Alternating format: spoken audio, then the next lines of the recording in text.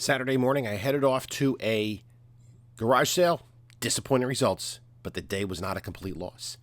Let's talk about it up next on this video from Bronzeville Comics.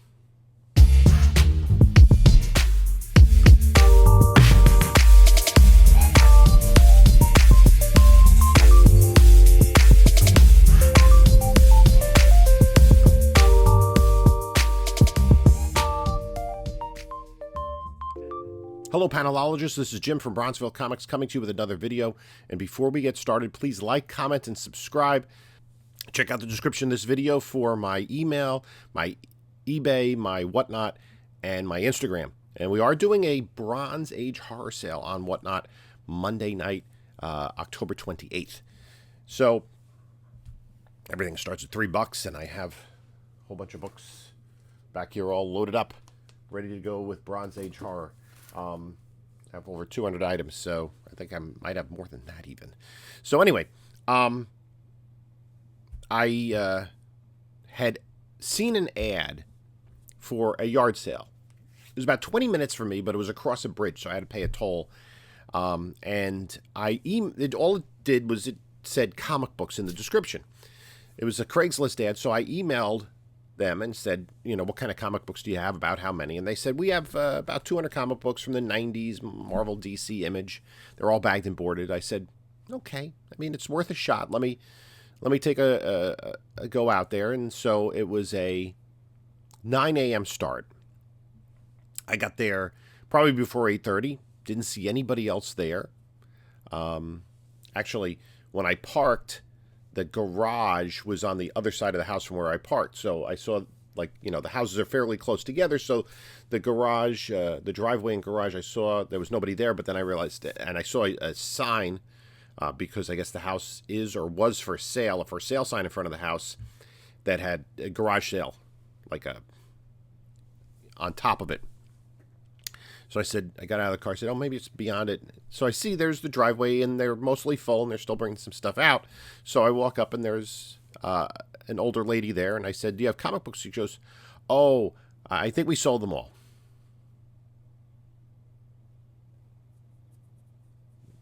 Like, to who? There's nobody here. So then a man about my age comes out, and she says, oh, the comic books? He goes, oh, yeah, we sold those all yesterday. And it wasn't a garage sale. It was advertised just for Saturday. It wasn't like Friday, Saturday. So I'm like, oh, great, thanks. So that was a disappointment. Who knows whatever. It's just, I had said, man, this is worth the thing. The flea market was closed on Saturday in the Meadowlands. So I said, that was like the most promising garage sale in the advertisements I saw. So anyway, not a big deal. So I decided to go to Street Side Anthony's, and he was set up and had some books, and he had like a bunch of $2 books, and I picked up, they have been some price books, so we'll take a look at what I got from him. He gave me a great deal as always. So I picked up, this is in a dollar bin, Legion of Superheroes number 298. It has an insert, which is the first appearance of Amethyst, Princess of Gemworld. I always pick this book up when I can cheap. You never know when, if James Gunn might use Amethyst, and for low-grade spec, it is kind of worth it because, it will be worth more than $1 if they ever use Amethyst, and it will be, and with James Gunn, you really never know. Most recent spec is Sergeant Rock. His first appearance was very expensive anyway, early Silver Age. So that's going to just go into the little spec pile. And again, when I classify books as save, slab, spec, sell, if I don't say anything about these, I'm probably going to sell them. Flash, number 1. First Wally West Flash in his own title. I always pick that up. I look for potential 9/8 candidates. That is not one. 2099 Unlimited first. Hulk 2099. This is an interesting one. Amazing Spider-Man number 26. This is the first solo Venom story. So that's actually going to go elsewhere. Then I picked up a whole slew of Batman Adventures. Of course, not number 12. The earliest was 15. And it didn't have any of the... I mean, this has been stuff that had been picked through. The classic Joker covers and the other classic covers weren't there. But figured throw this on Whatnot, and if, you know, there's any fans, sell for a few bucks. Then I picked up this, and this is nice because I needed this book. I did not have this. I kind of collected this a little bit after it had started, and this is a nice copy. This is Elementals #1. This is their second appearance. The first appearance is Injustice Machine Annual #1, I believe. This is a Comico book from 1984. This is their second appearance. I didn't have issue 1. I have this is volume 1. There were 2 volumes. I have most of the rest of volume 1, so this brings me pretty close to completing the run. This was created by Bill Willingham, and I enjoy his art and his storytelling. I've kind of been putting these away, and this is one of those things where, does this book have a lot of value? No. Is there a chance they're going to make an Elementals movie? Probably not. Although, listen, they're making, you know, they're developing projects around the Atlas Seaboard characters. So anybody's guess as to what that's going to, you know, what could happen with any property.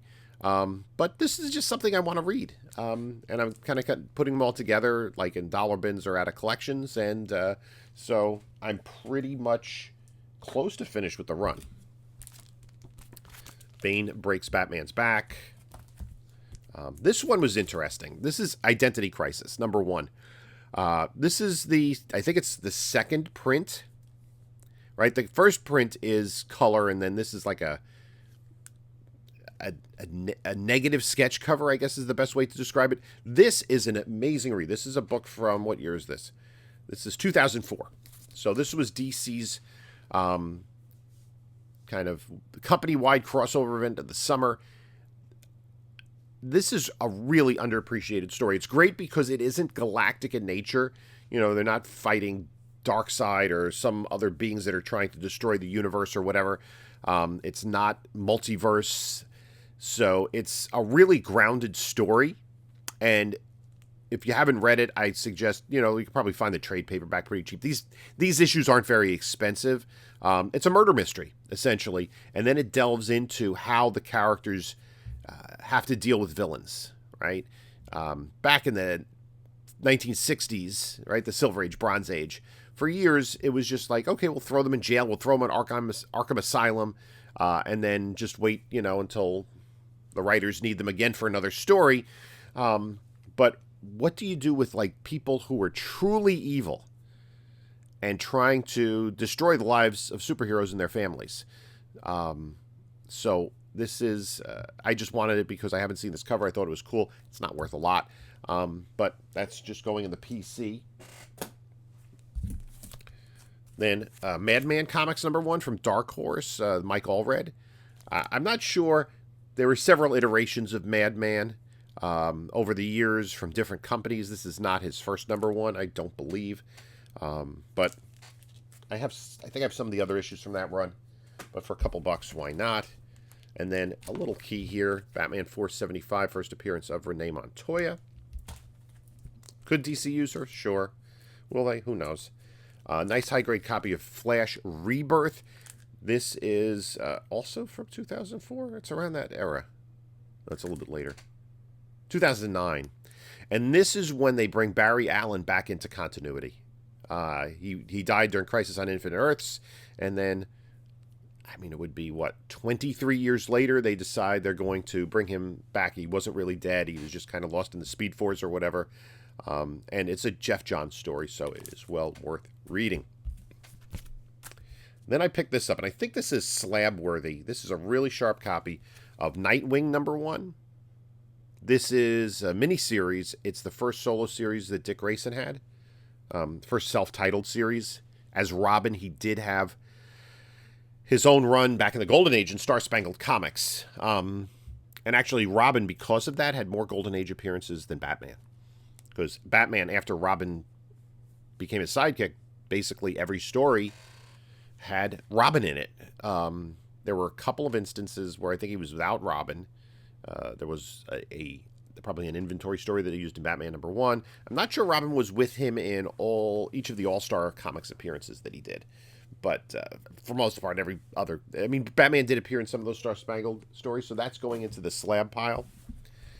Then I grabbed this, Witching Hour #25. This is November 1972. I believe it's 72. I could be wrong. Am I wrong? Hold on. Now I have to check to see if I... Because what all of a sudden has thrown me... I think I checked it. Maybe I'm wrong.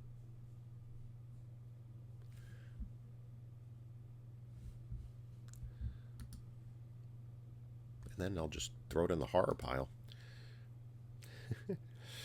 No, it's 1972. What throws me is usually when you see the title above and below the DC and the logo here, that indicates 1973. The big 20 cent is the second half, 72 into 73. But this is November 1972, and I did not have this yet for my 1972 collection. So that'll go back there. I mean, to expand the boxes. Then I picked this up. It's pretty high grade, and it is somewhat pricey in a 9.8, but there's some tanning on it. And that's really the only issue on the book, is some tanning. It's Masters of the Universe #4, the Marvel 25th anniversary logo. This is one of the harder to find ones, so I don't think I'm going to try to slab this, because it really has value in a 9.8, but not a ton of value. So I think it's better off just keeping it raw and seeing what happens. Maybe if it doesn't sell, I haven't yet tried to experiment with Lightbox or anything like that. Then I picked this up. I thought this was a pretty good pick. This is one of the G.I. Joes I'm looking at. G.I. Joe, A Real American Hero, #22. This is the first appearance of Duke. And Duke is a big part of the Energon universe, has his own series, and I think this is one of the underappreciated keys from G.I. Joe. And then the final book I picked up, I'm looking for this in a 9.8, but this doesn't quite make it. I really want this book in a 9.8, but I'm going to put this in the spec pile because the character is coming back. And I love this cover. Infinite Crisis 5, first appearance of Jaime Reyes as the Blue Beetle, and first cover appearance. The cover A is a George Perez cover. I believe that's the cover A. No, maybe this is the cover A, because it has a one distinction. The way you can tell, sort of, is on the barcode, all the way to the right, it says 00511. I'm not sure which one the George Perez cover says, but there are two variants. George Perez, which is Superman punching Superman, and then this cover, which is I think it's a great first appearance for Jaime Reyes. So he is getting his own series at some point in the future. So that's the little haul for Saturday. Again, one of the things that, I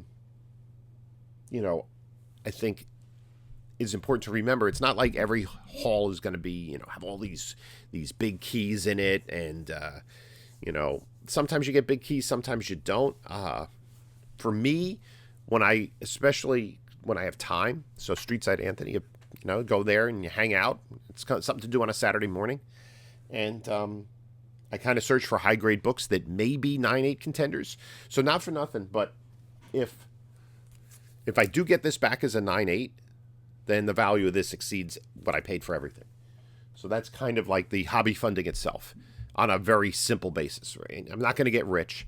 I know I posted a short a couple days ago about some books I had picked up on Facebook Marketplace for $20.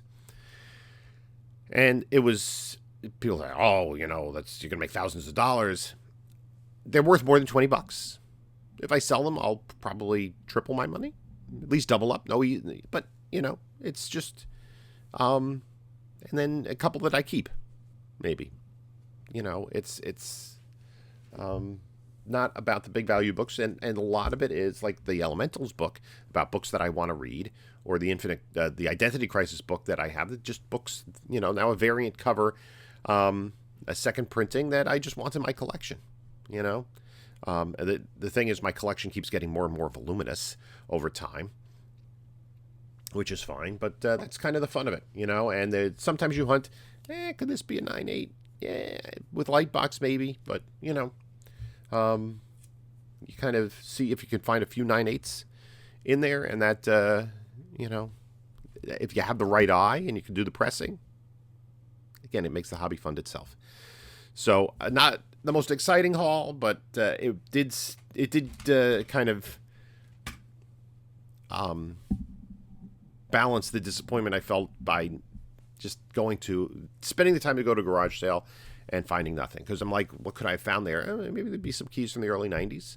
It sounds like they just had like some, you know, the kids' books or whatever that they collected for a short time, like one long box.